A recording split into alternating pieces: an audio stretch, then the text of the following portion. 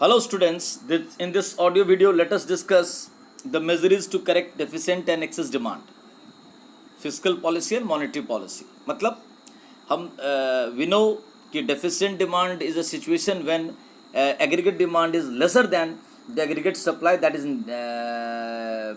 needed for equilibrium or stable economy. यानी एक stable economy होने के लिए जो aggregate supply होना चाहिए उसके हिसाब से जो aggregate supply है उसके कंपैरिजन में एग्रीगेट डिमांड काफ़ी कम है या लेसर है। जितना से कम है वो हो गया डेफिशिएंट डिमांड का सिचुएशन। और इसमें क्या होता है कि factors of production fully employed नहीं होते हैं या अंडर एम्प्लॉयड होते हैं और देश के सारे रिसोर्सेज प्रोडक्शन में नहीं लगे होते हैं क्योंकि मार्केट में उतना चीज़ बिकेगा ही नहीं, यानी अंडर कैपेसिटी में इकोनॉमी काम कर रही होती है। और जो सारे फुल एम्प्लॉयमेंट लेवल पे जो आउटपुट होता है उससे कम आउटपुट में ही इकोनॉमी को काम करना पड़ता है। ये हो गया डेफिशिएंट डिमांड सिचुएशन। लेकिन एक्सेस डिमांड सिचुएशन क्या होता है? एक्सेस डिमांड एक ऐसा सिचुएशन है कि इकोनॉमी अपने फुल एम्प्लॉयमेंट कैपेसिटी पे, यानी सारे फैक्टर्स ऑफ प्रोडक्शन सारे रिसोर्सेज फुली एम्प्लॉयड है और एग्रीगेट सप्लाई जो उस इकोनॉमी का मैक्सिमम कैपेसिटी उस पर हो रहा है, लेकिन aggregate demand is more than that aggregate supply.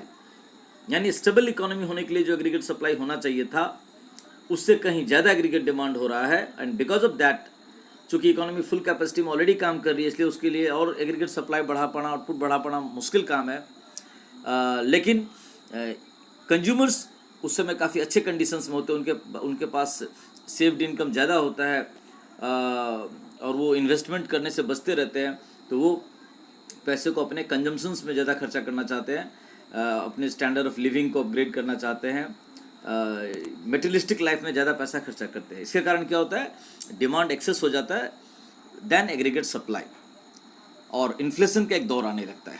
तो ये दो सिचुएशंस अगर आ जाए इकोनॉमी में तो उससे लड़ने के दो तरीके हैं, एक फिस्कल मेजरीज एंड एक मॉनेटरी मेजरीज। फिस्कल मेजरीज उस देश की सरकार जो सेंट्रल गवर्नमेंट होती है, जैसे भारत की सेंट्रल गवर्नमेंट है, government of India, union government of India, वो लेगी अपने रेवेन्यू एक्सपेंडिचर्स को प्लस माइनस करके। और मॉनेटरी पॉलिसीज़ उस देश की जो सेंट्रल बैंक होती है, जैसे भारत का central bank Reserve Bank of India है, वो लेगी मॉनेटरी पॉलिसीज़ के थ्रू से मनी सप्लाई बढ़ा घटा करके इस सिचुएशंस को करेक्ट करेगी। तो चलिए देखते हैं यहाँ क्या लिखा हुआ है। Economic stability requires that the situations of excess demand and deficient demand are corrected as fast as possible. मतलब अगर किसी देश में इकोनॉमिक स्टेबिलिटी चाहिए, स्थिरता रखना चाहते हो, तो आप यथाशीघ्र access demand and deficient demand के सिचुएशन से लड़ो, तुरंत करेक्टिव मेजर्स लेकर के, न तो डेफिशिएंट डिमांड के जाल में फंसे न एक्सेस डिमांड के जाल में फंसे, तुरंत इकोनॉमी को 6 महीने 3 से 6 महीने के अंदर इकोनॉमी को ठीक ट्रैक पे ले आए, ऐसा करेक्टिव मेजर्स लेना चाहिए। तो हु डज इट, कौन करता है? The government does it through it's revenue expenditure policy, fiscal policy. यानी भारत जो उस देश की सरकार होती है, जैसे भारत की यूनियन गवर्नमेंट ऑफ इंडिया है, वो जो मेजर्स लेंगी, क्या मेजर्स लेंगी? रेवेन्यू एक्सपेंडिचर्स में राइज या फॉल करके जब वो ये एक्सेस डिमांड डेफिशिएंट डिमांड से लड़ेंगी तो वो कहलाएगा fiscal policy. And the central bank, जैसे भारत का central bank Reserve Bank of India, does it through its monetary policy. This brings us to the discussion of fiscal and monetary policy. यानी अगर आपसे क्वेश्चन पूछता है कि fiscal policies to control excess और डेफिशिएंट डिमांड किसके द्वारा होता है, तो आंसर इज वहाँ की गवर्नमेंट के द्वारा। और मॉनेटरी पॉलिसीज किसके द्वारा, तो उस देश के सेंट्रल बैंक, जैसे भारत में रिजर्व बैंक ऑफ इंडिया भी है, ये आंसर होगा। तो चलिए पहले फिस्कल पॉलिसीज को हम लोग डिस्कस करेंगे।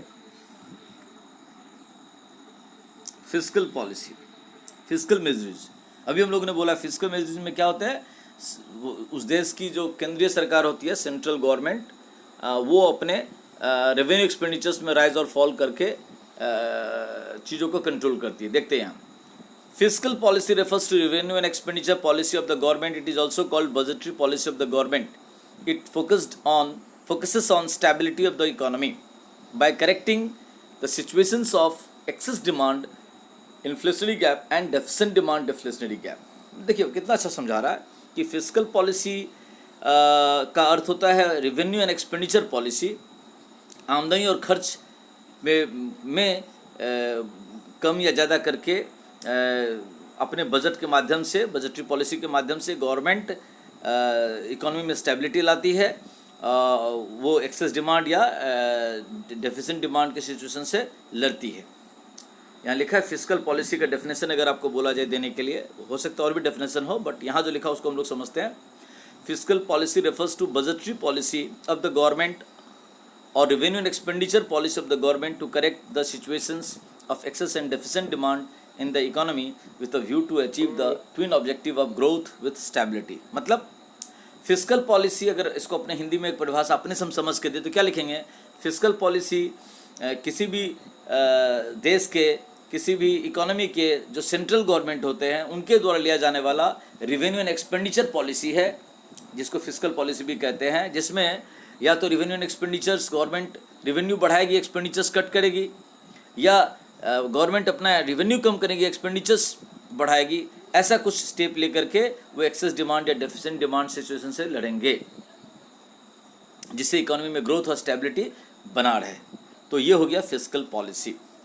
अगर इसको इंग्लिश में अपने वर्ड्स में बोलेंगे तो लिखेंगे fiscal policy is the policy of the union government of that economy, that country, in which the government either rises income or decreases its income means revenue, or increases its expenditure, revenue expenditure, or decreases its revenue expenditure to curb excess demand situations or deficit demand situations, so that economy runs smoothly on the track of growth with stability.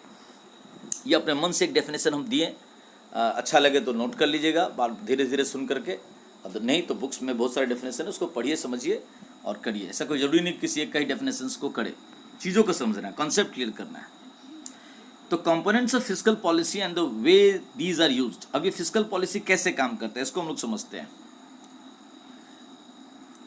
तो पहला इसमें लिखा है government expenditures.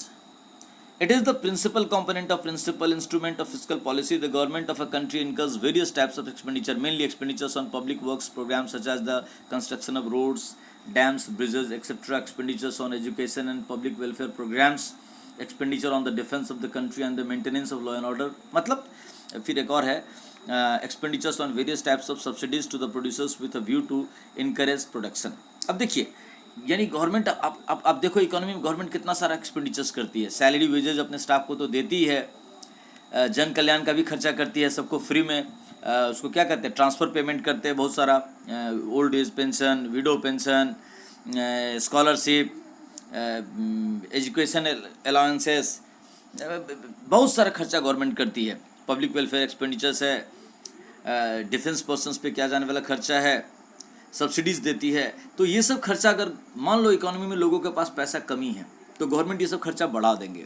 अच्छा एक minute, अगर लोगों के पास पैसा कम रहेंगे, if the people have lesser money, so government will increase all these expenditures.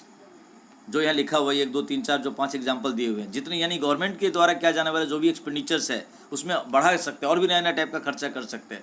इससे क्या होगा, अगर गवर्नमेंट कुछ नया टाइप का खर्चा करेंगे तो क्या होता है, लोगों के पास अचानक मनी सप्लाई बढ़ जाएगा, और लोगों के पास अगर मनी सप्लाई बढ़ जाएगा तो उनका परचेजिंग कैपेसिटी बढ़ जाएगा, तो वो डेफिसिट डिमांड से लड़ने में मदद मिलेगा गवर्नमेंट को।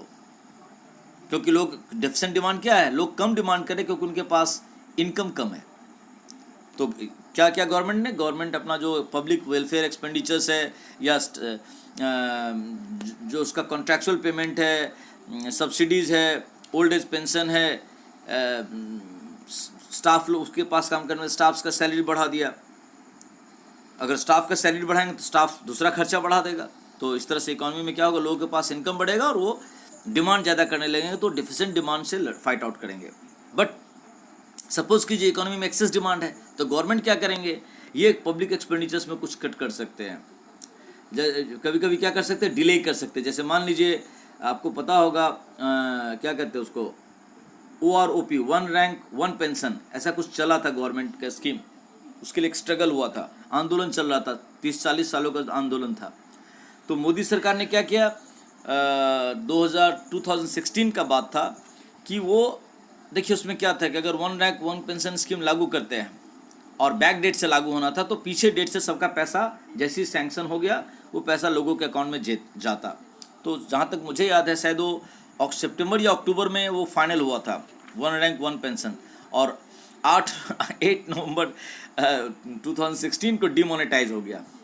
तो हुआ क्या कि वो जो OROP का पैसा लोगों के अकाउंट में आया, वो पैसा उस समय इकोनॉमी में खर्चा नहीं हो पाया। हाँ, जो एकदम अकाउंट सिस्टम से पेमेंट किए होंगे, चेक से ट्रांजैक्शन किए होंगे, उसका वो कर पाए होंगे। लेकिन जो चाहते थे कि कैश निकाल के खर्चा करे, उस समय कैश निकालने में थोड़ा 1.5, 2, 3, 4 महीने का कुछ दिक्कत था। तो ये क्या हुआ कि गवर्नमेंट ने लोगों के पास पैसा भी दे दिया, लेकिन ऐसा कुछ स्टेप ले लिया कि वो पैसे को यूटिलाइज नहीं कर पाएंगे, क्योंकि अगर पैसा वो यूटिलाइज करने लगेंगे तो इकोनॉमी में अचानक डिमांड बढ़ जाएगी, और डिमांड बढ़ जाने से क्या होगा, इन्फ्लेशन का डर है। तो यानी अगर इकोनॉमी में ऑलरेडी इन्फ्लेशन है, प्राइस राइज हो रहा है, एक्सेस डिमांड है, तो ऐसा कुछ करते गवर्नमेंट को अपना एक्सपेंडिचर्स कम कर देते हैं। अपना एक्सपेंडिचर्स गवर्नमेंट कम करेंगी तो लोगों के पास मनी सप्लाई कम हो जाएगा, और ऑब्वियसली एक्सेस डिमांड से लड़ने में मदद मिलेगा। वही यहाँ समझाया हुआ है। तो ये हम लोगों ने एक पढ़ा। फिर है दूसरा, टैक्सेस घटा करके भी, क्योंकि टैक्स गवर्नमेंट का रेवेन्यू है, इनकम है। अगर मान लीजिए इकोनॉमी में डेफिशिएंट डिमांड है, डेफिशिएंट डिमांड है, इसका मतलब क्या हुआ, इकोनॉमी में लोगों के पास डिस्पोजेबल इनकम यानी अपने कंजम्पशन पे खर्चा करने के लिए पैसा कम है। और डिस्पोजेबल इनकम हमारे पास क्या हुआ था, टैक्सेस पे करने के बाद बचता है। तो गवर्नमेंट क्या करती है, अगर डेफिशिएंट डिमांड इकोनॉमी में है तो टैक्स रेट कम कर देती है। तो टैक्स, डायरेक्ट टैक्सेस और इनडायरेक्ट टैक्सेस अगर रेट कम कर देगी गवर्नमेंट, तो क्या होगा, एक तो प्रोडक्ट के प्राइसेस कम हो जाएंगे, या डायरेक्ट टैक्सेस कम करने के पास कारण, मान लीजिए पहले टैक्स का रेट था 20%, तो 100 रुपये में हम 20% गवर्नमेंट को टैक्स देते थे 20 रुपया, लेकिन गवर्नमेंट ने उसको क्या कर दिया, अब टैक्स का रेट 16% कर दिया। तो 16 रुपीज़ ही अब हमको हर 100 रुपये में टैक्स देना पड़ेगा। पहले मेरे पास 80 रुपीज़ बचता था, अब 84 बच जाएगा। तो 4 रुपये एक्स्ट्रा जो पब्लिक के पास बचेगा, उसके कारण वो ज़्यादा कंजम्पशन में खर्चा कर देंगे। यानी अगर उसको एक्सेस डिमांड से लड़ना है तो टैक्सेस बढ़ाने होंगे, अगर उसको डेफिशिएंट डिमांड से लड़ना है, माने गवर्नमेंट को डेफिशिएंट डिमांड से, तो टैक्स रेट कम करना पड़ेगा। याद रहेगा कि डेफिशिएंट डिमांड से अगर टैक्स मेजरीज से गवर्नमेंट को लड़ना है तो टैक्स रेट कम करना पड़ेगा। डायरेक्ट टैक्सेस का रेट कम कर देगी गवर्नमेंट, तो लोगों के पास डिस्पोजल इनकम ज़्यादा हो जाएगा, कंजम्पशन एक्सपेंडिचर बढ़ेगा, तो इकोनॉमी में डिमांड बढ़ेगा। अगर एक्सेस डिमांड सिचुएशन से गवर्नमेंट को लड़ना है टैक्स मेजरीज से, तो गवर्नमेंट टैक्सेस बढ़ा देंगी, तो लोगों के पास डिस्पोजेबल इनकम कम बचेगा, डिमांड कम होगा, और इस तरह से एक्सेस डिमांड से लड़ा जाएगा। तो 2 टूल पढ़ लिए हम लोगों ने। अब है पब्लिक बोरोइंग एंड पब्लिक डेप्ट। हाँ, ये भी एक तरीका होता है, क्या कहते हैं उसको, एक्सेस डिमांड और डेफिशिएंट डिमांड से लड़ने का। देखिए, जनता से कर्जा लेता है, आपको पता होगा, आप सुने होंगे किसान विकास पत्र, इंदिरा विकास पत्र, NSC नेशनल सेविंग सर्टिफिकेट, ये सब कुछ ऐसा चीज़ है, जब हम लोग खरीदते हैं तो हमारा पैसा क्या होता है, एक तरह से हम सरकार को कर्जा दे रहे हैं। तो ये किसान विकास पत्र, इंदिरा विकास पत्र, गवर्नमेंट क्या देती है, एक स्कीम निकाली कि आप हमारे पास पैसा जमा करो, जितना पैसा हमारे पास जमा करोगे उतना टैक्स में छूट मिलेगा, और दूसरा क्या कहते हैं उसको, वो पैसा अगले 6 साल में या 7 साल में आपको डबल कर देंगे, ऐसा कुछ स्कीम देती है गवर्नमेंट। तो वो डॉक्यूमेंट NSC में पैसा लगा देते हैं, तो वो पैसा एक तरह से गवर्नमेंट के पास कर्जा के रूप में चला गया, पब्लिक बोरोइंग्स उसको कहते हैं।